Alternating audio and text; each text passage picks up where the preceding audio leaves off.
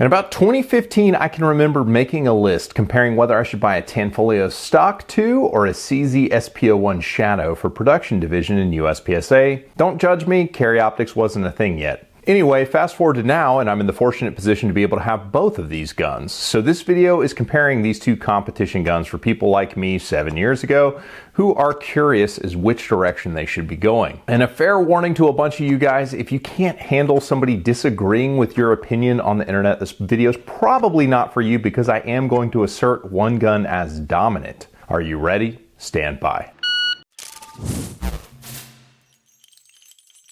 Welcome back to the Humble Marksman channel, the only gun channel here on YouTube dripping with that BDE. That's right, Big Dad Energy. I'm actually just going to steal a joke a coworker told me the other day. If you're driving in a car and a young man and an old man jump out in the road in front of you, what do you hit? You hit the brakes, you psychopath. It's not a moral decision. I'm David, and this is the CZ Shadow II, and this is the Tanfoglio Stock II. Both of these guns were hugely popular in production division back when that was a real thing in the United States. Now, in carry optics trim, they're still popular to this day in the new version of the Everyman division. But both of these guns are expensive. They run about $1,600 a piece, and I realize that the Shadow II optic ready sells closer to $1,500, but CZ makes you buy an optic plate for the gun, so that kind of brings the cost up to be roughly in line with what the Tanfoglio Stock II is running. And the Stock II does come with an optics plate. So a little bit of history, the Tanfoglio is a clone of the CZ. It basically took the concept of the gun and how it works. It has the internal slide-in frame. It is a double single gun, but they made a number of changes to the clockwork inside the gun, so it's totally different on the inside, but on the outside and how the gun functions is very similar to the CZ. But fast forward to CZ creating the Shadow II, they basically took the Stock II and took a bunch of the cues about what was successful on that handgun and tried to incorporate them into this handgun. So it's kind of interesting because one's got blue grips and one's got red grips, so it's like a red versus blue thing, so get excited. So sound off in the comments, red versus blue, which way am I going to go? And if you're new here, consider subscribing and you can watch the reviews on the Shadow II and the Stock II that are already up on the channel. And if you're a returning viewer, I certainly appreciate you hitting the like button. I know you want to help me out, and that basically costs you nothing and is really easy for you to do. So to catch up you people who aren't neckbeard USPSA or IPSC nerds with kind of the story so far, back in the 20-teens when these guns first started gaining popularity, the Shadow was thought of as being better out of the box and easier to get into competition trim because the standard of finish on the Shadow was already much better out of the box. Tanfoglio in recent years has really gotten their act together to the point where the out-of-the-box quality on the Tanfo now, at least this Tanfo that I have in front of me, is pretty much the same as the CZ. Because back in the day, lots of people had to do lots of polishing and all that kind of stuff to get the guns to work. They don't have to do that anymore because Tanfoglio really is putting out a solid product now. But back in the early 20-teens, you couldn't buy either of these guns, so people were just speculating on the internet which is the best one and all that kind of stuff. Ultimately, the CZ became more popular because CZ was just able to get more product into the United States. There weren't as many Tanfoglios kicking around, so the Shadow II, when it came out, they came in volume, and now CZ is fairly dominant in the space. When you've got dudes like Military Arms Channel fawning over CZs, a lot of normal people are going to notice that, and to that point, the Shadow II is the preferred weapon of choice for accountants and dentists who don't actually shoot a lot, but want to buy nice guns and brag about them on the internet. This is the jam for that. But in recent history, Tanfoglio has switched their importer. Their importer is able to get a lot more parts involved, which is important for a competition gun. And so the Tanfo is really much more on an even footing today than it ever has been in the past. So starting from 10,000 feet, these are both double action, single action guns. They both have steel frames. They both weigh about 44 ounces. They are both optic ready, and YouTube, we need to talk about this. You're allowed to talk about optical sights and keep monetization. And similarly, none of these guns have had any internal modifications. So these guns are totally stock. We will mess around with some heavy grips on the range, but that's an external modification. Sorry, got to say that stuff because when this gets manual reviewed, you know, it needs to be there. Back to it, both of these guns are famously regarded as having super ergonomic frames. They both ship with aluminum grips. You've got blue ones on the CZ, red ones on the Tanfoglio. The balance of the guns, the Tanfoglio is much more balanced because it doesn't have quite as a heavy dust cover. The dust cover is not quite as long, so the CZ is a little bit floppier in the nose and the Tanfoglio is a little bit more balanced. Part of the reason the Tanfoglio is so much better balanced is it uses a heavy cone barrel so that it just doesn't put all the weight out in front of the trigger guard. The reason you want a balanced gun is because there's less muzzle dip on the return. You can get anything to track back to zero if you practice enough with it. It's just easier to do when the guns are balanced. Both guns have very good checkering, but the grip front to back is a little bit longer on the Tanfoglio than it is on the CZ. If you look at where my fingers land on the Tanfoglio versus where my fingers land on the CZ, you can see that there's a smaller pocket for your support hand on the CZ, but the trigger reach due to trigger shape is significantly different. Like I can get much more control on the recurve shape of the Tanfoglio trigger than I can with the pseudo recurve shape of the CZ. This CZ is going to come with flush fit safeties, which is nice because you don't accidentally turn them on. And the Tanfoglio has these larger paddle safeties that are ambidextrous so that you can use your thumb on the safety as a point to bear down and promote wrist lock on the top of the wrist. The checkering on the CZ is better. In fact, the grip on the CZ grip panels is better than the Tanfoglio, but the Tanfoglio is still very functional to the point where I can acknowledge this is better, but this is still good enough. Both guns come with adjustable iron sights, which you'll not use, but the Bomar style on the Tanfoglio, you have to loosen the screw to access the sight to remove it, and a rear sight plate. It's kind of a proprietary thing, but it's a pretty good rear sight that comes on the CZ. Tanfoglio comes with a black front sight. CZ has a fiber pipe on an optics gun. I think a lot of people will appreciate the black sight more than another red dot bouncing around in their window. Trigger pulls out of the box. The CZ comes with a more linear 7.5 pound double action trigger pull and a kind of creepy single action pull at about 3 pounds. Tanfoglio comes with a super stagey, stacky 9 pound trigger basically with a 4 pound single action.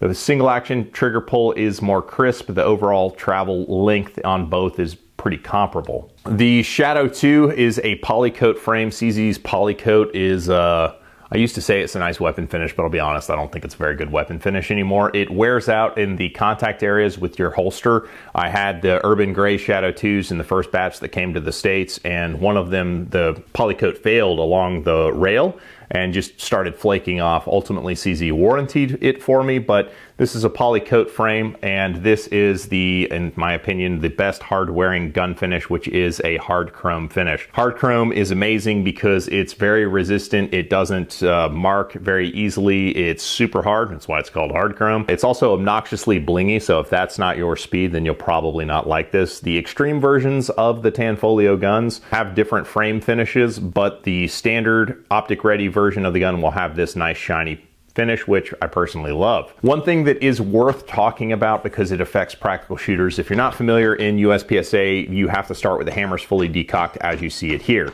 The hammer shape really, really matters, and the Tanfoglio frame has what they call a heart hammer that is very, very easy. If you want to lower the hammer, you can just lower it with your thumb over the back of the hammer. Very easy to manually decock. The CZ hammer has this triangular deal, and you can still decock it, but it's a little bit more difficult than the heart hammer where you feel like you've got a little bit better leverage. That matters because, you know, on a hot day, your thumb can slip and you can send a round into the berm and make ready and get disqualified. And one other little thing that's worth mentioning, although it doesn't really affect how the guns pull, I think maybe affects the double action trigger on the Tanfo, but it has a firing pin block in it, so it is drop safe, like truly drop safe, whereas the CZ does not have a firing pin block. It doesn't happen often, but competition guns can get dropped from time to time, so having a firing pin block that doesn't negatively affect the trigger is a good thing in my mind. So I actually started my channel back in the day. Do not go watch the old videos, guys. Don't watch them. They're terrible. But I started the channel back in the day as a sleepy new dad shooting CZs, and CZs were kind of the jam. There was just not really any good content out there.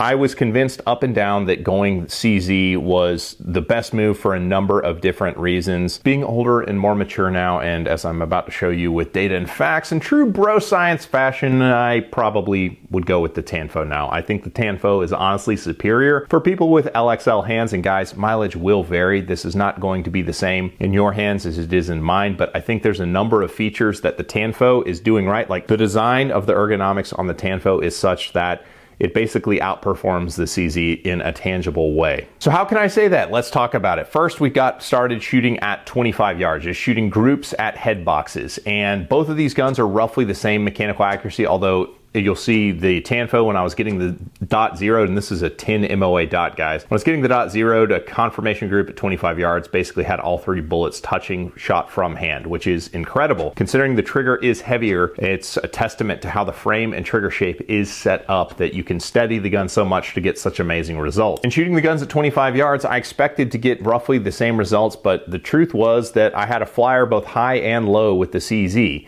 and the trigger is technically better. And this is going to begin to paint the picture for why the ergonomics are so important. Now, the CZ is much more narrow at the top of the grip tang right there, and there's nothing for your thumb to bear on. So what ends up happening, and this is true of a lot of new CZ shooters, and when you see them at the match, you see the guns jumping around a lot, is the CZ frames don't promote wrist lock through your wrist. It's a conscious decision to kind of bear into the frame right there and engage the tendons on the top side of your wrist. And that's going to become a theme. You're going to hear me talking about the ergonomics on the Tanfo being better and an exploitable advantage. And at 25 yards, the CZ has a better trigger. It's about a pound lighter, but the Tanfo's ergonomics are superior to where I can more consistently pull the trigger straight to the rear. I put both of these guns on the chrono, and they chrono it basically the same. It was 124 Super Vel certified bulk ammunition, and it was chronoing at about 1060 FPS at the muzzle. Average at the muzzle was 1053 with the extreme spread of 64. Because the cold bore shots, average is 1059, barrel the same speed, 124. From there, I just did some shooting of the double action trigger pulls, and while the Tanfo's double action is inferior, the C-Zone steel at 15 yards, where I was just kind of bringing it up and running the trigger, I was having a much easier time with the Tanfo because the shape of the trigger is such that I feel like I've got better leverage and control over it. I can't hit on that. It's weird. The lack of a thumb safety on this side of the gun is affecting my ability to stabilize my wrist when I just try and row through the double action quickly. And the double action is better on the CZ, like it is better, but I can't stabilize my wrist as well, so I can't shoot it as well. There we go. I think I changed my trigger positioning there. There it is, found it. The trigger face is broader on the Tanfo, so it's very easy to pull straight to the rear. Despite the heavy stacking at the rear of the trigger stroke, even just running straight through the trigger as hard as I could, I was getting better hits with the Tanfo. With the CZ, the trigger blade is broad, and that is nice, but it doesn't feel like I'm over the face of the trigger. It feels like I'm kind of like this on the trigger, and that reflected on the target when I was trying to shoot double action. I had to change how I was pulling the trigger with the CZ in order to get the same results as the Tanfo, and it was not my preferred way to do it. It was just less natural. Kind of the heart of what practical shooting is basically hosing open targets at about 10 to 12 yards. So I set up 2 open targets at about 10 to 12 yards and basically just ran both of these guns in an array. Sadly, my target camera decided not to record it. So running across the array with both guns, I was getting the same times of about 135 to 1.4, basically just 4 shots per string, and the Tanfo held on to more points than did the CZ. The Tanfo, because it's more stable and how the frame is set up, I basically dropped 1 Charlie just over the line.